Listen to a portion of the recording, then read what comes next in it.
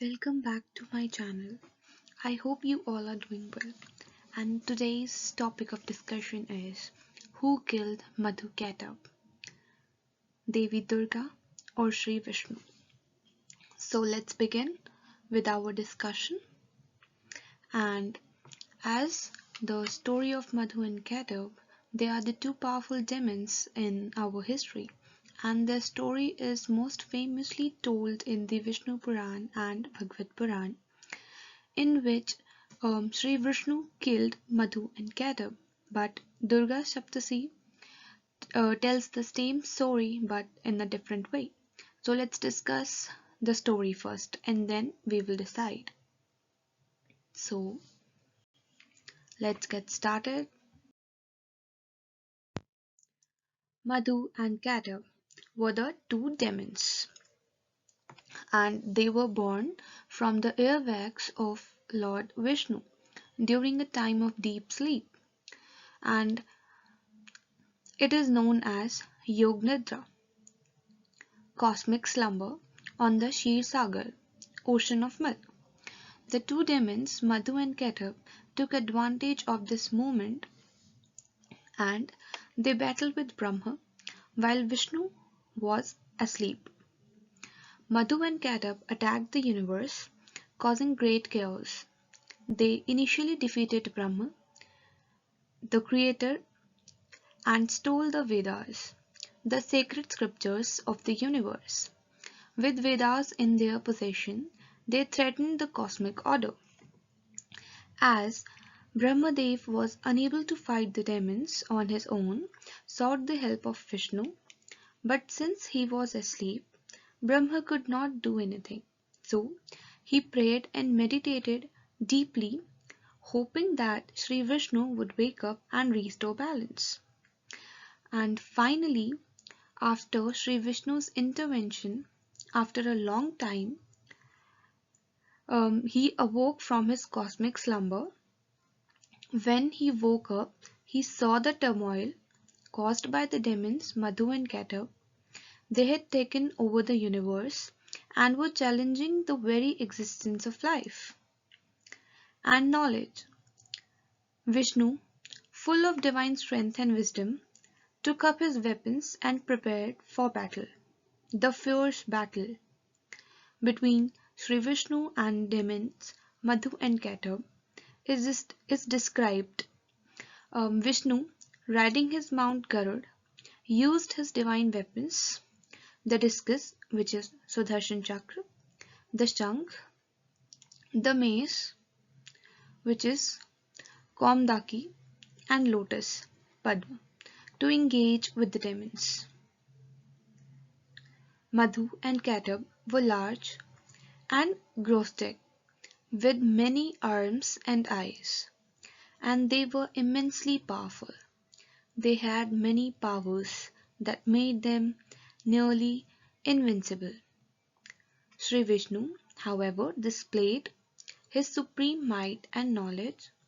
The battle raged on for days, but in the end, Vishnu's Sudarshan Chakra proved to be the deciding factor. With his divine weapon, Sri Vishnu struck down both demons. And at the end of the battle, Sri Vishnu, showing his mercy, granted Madhu and Kaithabh a boon.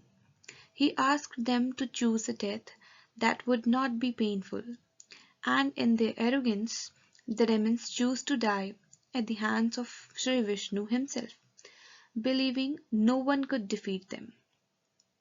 As they were struck down by Sri Vishnu's discus, their bodies fell into the cosmic waters, and the universe was restored to its rightful order. And what we can learn from this story, or the significance of the story, is as the story has multiple layers of meaning. Let's discuss the first aspect, the cosmic balance. The battle of Madhu and Kaithabh represents the constant battle between the forces of good, represented by Sri Vishnu, and evil, represented by the demons. The demons disrupt the balance of the cosmos by stealing the Vedas, which is represented as divine knowledge and wisdom. Sri Vishnu's defeat of the demons restores this balance. The role of Sri Vishnu. Vishnu's waking from Yoga Nidra symbolizes the restoration of order after a period of chaos. His power and wisdom are what keep the universe in check, even during times of turmoil. The third aspect would be Maya and illusion. The demons, born from Vishnu's airwax, are symbolic of the illusion, Maya, that can arise when divine knowledge is forgotten or hidden, represented by his sleep. The battle represents the victory of eternal wisdom over temporary ignorance. These are the modern representations, how we can look to our own history as a pride and not some mythology or myths. Let's discuss another aspect of this, the cycle of creation and destruction. This story emphasizes the critical nature of the universe. Just as the demons are born out of Vishnu's slumber, they are destroyed by his awakening, symbolizing the creation, preservation, and destruction in the cosmos. And what can we learn or the cultural impact? Very important aspect. Madhu and Kaithabh are also sometimes viewed as representation of ignorance and darkness. Their defeat signifies the triumph of divine knowledge embodied by Sri Vishnu over the forces of darkness and ignorance. And this is very important for us to implement these things in our day-to-day life. Okay, now this story has inspired countless depictions in our temples, literatures, and other forms of art. And it shows Vishnu's supreme power and importance of wisdom and balance in the universe. Now, let's just look on the other version of the stories. In the other version of the story, Mahakali helped Sri Vishnu to kill the demons. In some versions, Goddess Mahakali is also associated with the destruction of the demons Madhu and Kaithabh, especially his mahamaya form. And in certain texts, Mahakali's fierce nature is invoked to destroy evil forces. And let's now just discuss how they were involved in killing of Madhu and Kaithabh. So Mahakali and the destruction of Madhu and Kaithabh. In all these tales, Mahakali is represented as the embodiment of primordial cosmic power, which steps in during a time when the forces of evil are overwhelming the universe.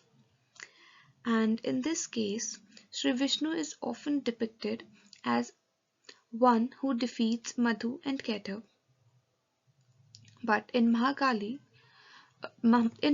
aspect, she is the one who is considered as ultimate force that eradicates all the negative energies, including the powerful demon Madhu and Kaithabh.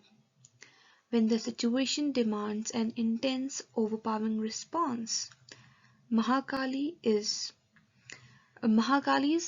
form of energy came to existence and forms and then kills the demon. Mahakali's manifestation of Shakti, the male divine feminine power that represents time, destruction, and rebirth. Her destruction role in the cosmos is essential for maintaining balance, clearing the path for creation, and eliminating dark forces. She is also known to manifest when the battle between good and evil reaches its peak, requiring an overwhelming force to eliminate the greatest of evils.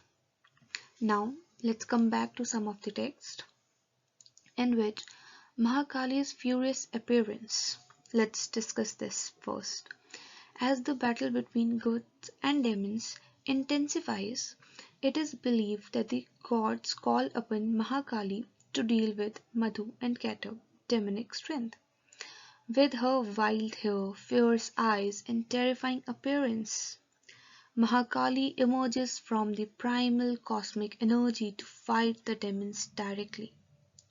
Her destructive powers she has armed with her sword, and her intense uncontrollable energy slices through the demons with ease, while Sri Vishnu's Sudarshan Chakra is often the instrument that kills them directly, but Kali's Trishul is sometimes depicted as the weapon that served their heads, symbolizing the cutting off the ignorance and delusion. Her fierce energy overwhelms the demons, leaving them no escape. Mahakali's symbolic victory. Mahakali's destruction of Madhu and Kaithabh highlights her role as the ultimate purifier. The demon's death at her hands represent the eradication of all forms of evil, darkness, and ignorance. Her power is so immense that it obliterates those demons, which were once considered nearly invincible. And let's discuss now the collective role of them.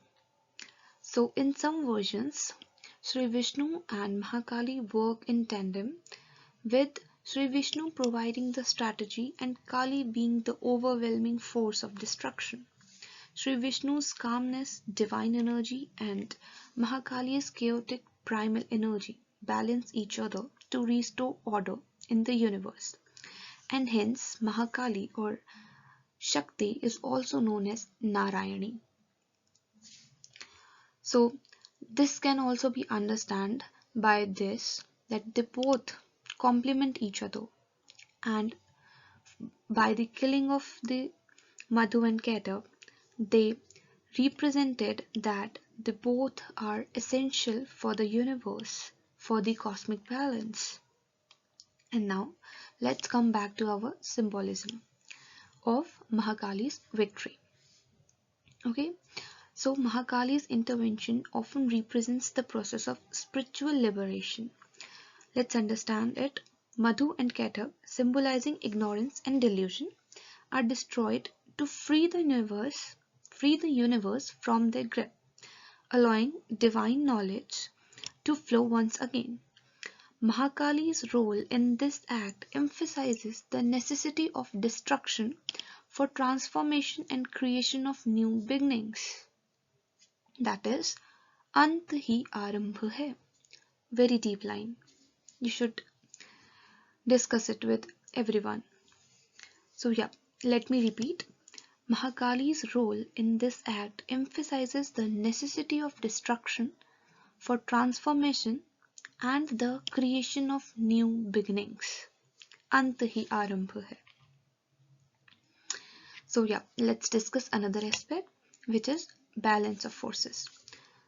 As discussed earlier, while Sri Vishnu is known for his role as the preserver, Mahakali's role as a destroyer ensures that the universe doesn't fall into stagnation. Her fierce actions clear the way for new life, just as the clearing of a field by fire allows new crop to grow. Okay, so let's come back to conclusion. Okay, so as I have discussed all the aspects, in the end we will discuss the whole story again. But as I have discussed Mahakali's role, Sri Vishnu's role, and both of their roles with their signifies. If you want, you can stuck to one story, or if you want, you can allow your knowledge, you can expand your knowledge and get to know about all these stories their importance, their symbolism, and then you can come to a conclusion. So, right now, I am making that conclusion only by mixing all the stories. So, we can say in summary, Sri Vishnu is traditionally the one who defeats Madhu and Kaithabh, and but in most versions, while Mahakali is also seen as an ultimate force of destruction who could easily annihilate them with her primal fierce energy. Mahakali's presence in the battle would symbolize the ultimate destruction of ignorance, clearing the cosmic path for rebirth and restoration of the universe balance. So, yeah, these were the stories and the conclusions which I drew. And now, let's discuss an important chapter of this, which most people know.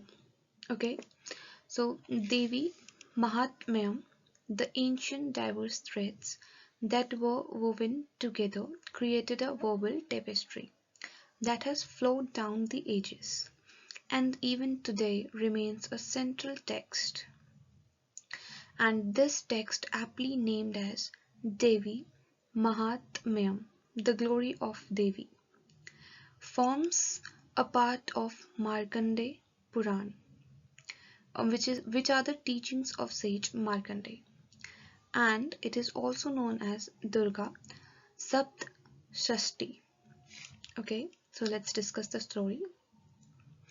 So, the slaying of Madhu and Kaithabh forms a component of the first, you can say, first charitra, first chapter, which starts with the invocation of Mahakali. References to the slaying of Madhu and Kaithabh can find its presence in Mahabharata too. Okay, so yeah, one kalp or a day of Brahma has ended. There was a state in the entire cosmos devoid of existence of any planet. The cosmos was dissolved in the endless primordial ocean. Water was encompassing the world. Sri Vishnu was in a state of deep sleep, also referred as Yog Nidra, and goddess Mahamaya had settled on his eyes. Ant Ish, the endless, as he was existing after the end of the Kalp. When the universe ceased to exist, was the bed for the reclining Lord. This massive, many-headed coiled form of the serpent was floating on the waters of the Milky Ocean, and from the navel of Sri Vishnu sprouted a lotus stalk, with the lotus in a full bloom, and Brahma was seated on it. Let's come to the birth of Madhu and Kaithabh. Before the birth of Madhu and Kaithabh, the situation which was on the cosmic ocean was told by me just now. So let's see how the birth of Madhu and Kaithabh take place. Madhu and Kaithabh were twin demonic forces born from the wax secretion from the ears of Sri Vishnu. Madhu symbolizes the gun, the attribute of tamas, which is darkness, and Kaithabh with the gun of rajas, or activity. These gunas are the impulses and based aspects of human nature, the fundamental energies pervading all creation. The two started questioning their existence. They sought a boon from Devi that they would be in a position to decide their mode and time of death, and it was granted. Now, loading with power, they started creating havoc all around them. Their first target was Brahma. They attacked Brahmadev, and he could not manage the assault of the Asurs. Brahmadev approached Sri Vishnu, who was under the influence of Nitra Devi, the goddess of sleep. Brahmadev's effort to rouse Vishnu became futile. His only resort was to turn to the Devi for help. He started praying to Devi Mahamaya by singing hymns in her praise. He was aware that Vishnu had fallen under the veil of illusion, Maya, and he had to take the help of the Devi to wake up him from his sleep of contemplation. Once woken up, Brahma requested Vishnu to bring about an end to his own creation, the Asurs, Madhu and Kaithabh. So Vishnu battled the two Asurs for a very long time. For about 5,000 years, this went on indefinitely and victory was not in sight because of the boon given by Devi to the two Asurs. Now it was Vishnu's turn to invoke the Devi. Seeking her help, she in turn requests Vishnu to decide to destroy them. Since it was no-win situation for him, he decided to use the same. He decides to grant a boon to the Asurs. The Asurs are not able to digest this, as they had withstood the might of Vishnu. And Sri Vishnu had not attained the status of granting them a boon, as victory for Sri Vishnu was nowhere in sight. The arrogance of Asurs, loaded with the power of invincibility, claimed themselves to be more powerful than Sri Vishnu and offered him a boon instead. Under the heavy influence of Devi Mahamaya, this power of delusion sealed their doom. And Sri Vishnu takes this opportunity as earlier planned, and that he would like to them to meet their death in his hands. Trapped, they tried to wade through this situation by requesting Vishnu to kill them in an area on earth devoid of water, knowing very well that the deluge had not spared any place on earth that was not covered with water. Sri Vishnu in turn slays them by placing their heads on his thighs, which is devoid of water, with Sudarshan Chakra, discus, as the weapon, and the Asurs are ultimately torn by their own arrogance. The fat medhas that flowed out from their bodies coagulated and formed the earth, and thus giving her the name Medini. So, the Mother Earth is also known as Medini. And it is also being a story that the rebirth of Madhu and Kaithabh took place in the Ramayana story.